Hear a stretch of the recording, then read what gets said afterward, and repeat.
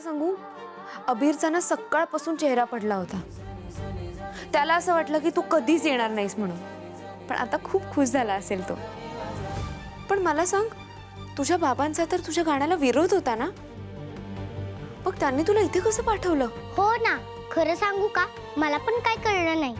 सकाळी बाबाचा मूड बघून वाटला की आजचा दिवस पण घरातच जाणार. अगं मी त्यांना खूप फोन केले पण त्यांनी एकही फोन उचलला नाही.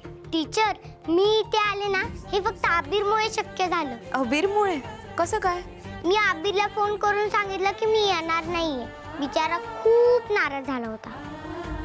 आणि मग बाबाने मला काही न सांगता गाडी काढली आणि मला इथे घेऊन आला. खूप मोठं सरप्राईज दिलं. आबिर कुठं आहे? फ्लॅश सुरू झाला म्हणून मी आत आले.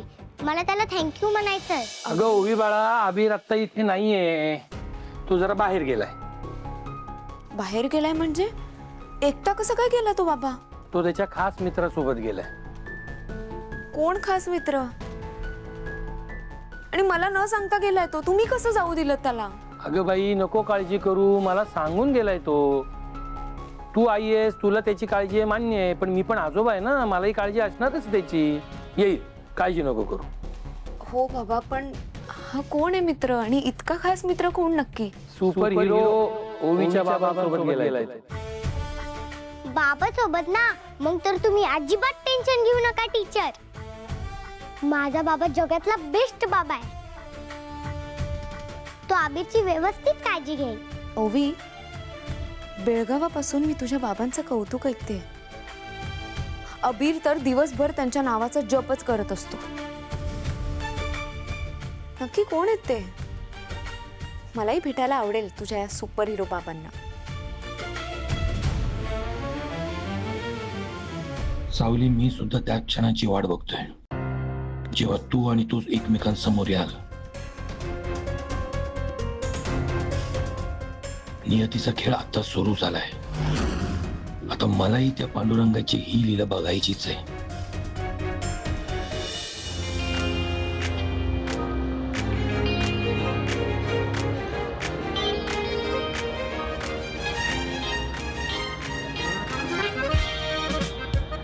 हा, वा, सुपर हिरो असली भारी फिलिंग येत असते बघा. मी ना पहिल्यांदा एवढ्या भारी गाडीत पुढच्या सीटवर बसून फिरत असतो. मग एरवी कसा फिरतोस? एरवी ना बस किंवा रिक्षा, आमच्याकडे कार नसते ना हो. तुम्हाला काही विचारू का हो? आता पुण्यात आल्यावर माझ्या आजोबांकडे कार असते. बेळगावात आधी एक रिक्षा मिळायला खूप वेळ लागत असतो. कार नव्हते, कार. अबीर, तुझं तोंड माझ्या गाडीपेक्षा फास्ट पळतं की रे. हा, माझ्या गाडीला तरी ब्रेक आहे, तुझ्या तोंडाला ब्रेकच नाहीये.